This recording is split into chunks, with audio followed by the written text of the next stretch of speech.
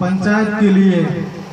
जो एकता और अखंडता की और इत्तेहाद और इत्तिफाक की जो मिसाल कायम की है, वो एक ऐतिहासिक और तारीखी दर्जा हासिल कर चुकी है। ये जज्बा, ये माहौल, ये उत्साह जो हमें नजर आ रहा है,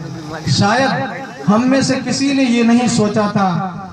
कि 4 तारीख को जो कमेटी ने फैसला लिया है वो इतने थोड़े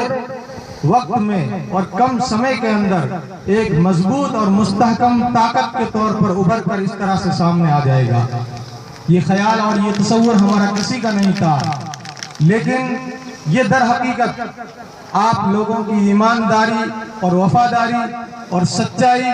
और दयानतदारी का नतीजा है कि आज हम सब, हर समाज और हर तबके के लोग एक ही जाजम पर और एक ही जगह पर जमा हो चुके हैं। मैं इस मीटिंग की भीड़ को देखकर और मजमे की कसरत को देखकर और युवाओं के जज्बे को और उत्साह को देखकर मैं दावे के साथ और उम्मीद के साथ कहता हूं कि अगर ये जज्बा बाकी रहा तो हम अपने मिशन के अंदर कामयाब जरूर होंगे।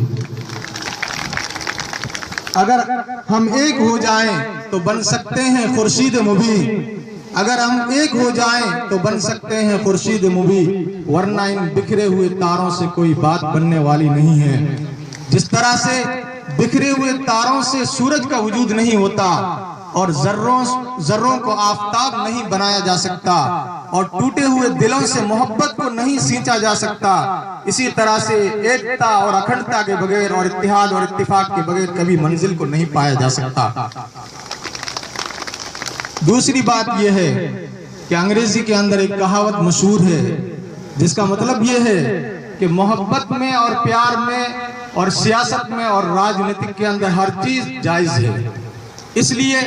फरीक मुखालिफ और सामने वाले लोग अपनी तरफ से हर मुमकिन कोशिश करेंगे और हजारों हथकंडे और प्रोपेगंडे अपनाएंगे और अपनी ताकत को कमजोर करने की पूरी कोशिश करेंगे और इस माहौल को बिगाड़ने की पूरी कोशिश करेंगे।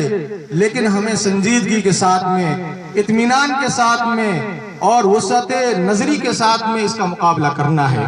और हमें अपनी गंगा जमनी तहजीब को हर सूरत में बाकी रखना है। और हो सकता है उनकी तरफ से किसी को वरगलाने की कोशिश हो,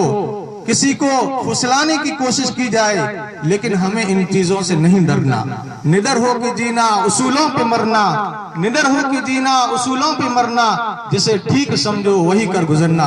अगर हम इस माहौल को बाकी रखेंगे और अपनी ताकत को समझेंगे और उसका सही माना के अंदर उपयोग करेंगे और इस माहौल को बिगड़ने नहीं देंगे और इसको बर्दाश्त कर लेंगे, अगर उनकी तरफ से कोई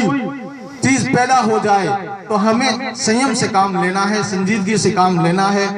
क्योंकि एक शेर है कि कांटों पे जो पलता है, शोलों में जो जलता है, कांटों पे जो पलता है, शोलों पे जो जलता है, वही फूल गुलशन की तारीख बदलता है। मैं कहता हूं कि अगर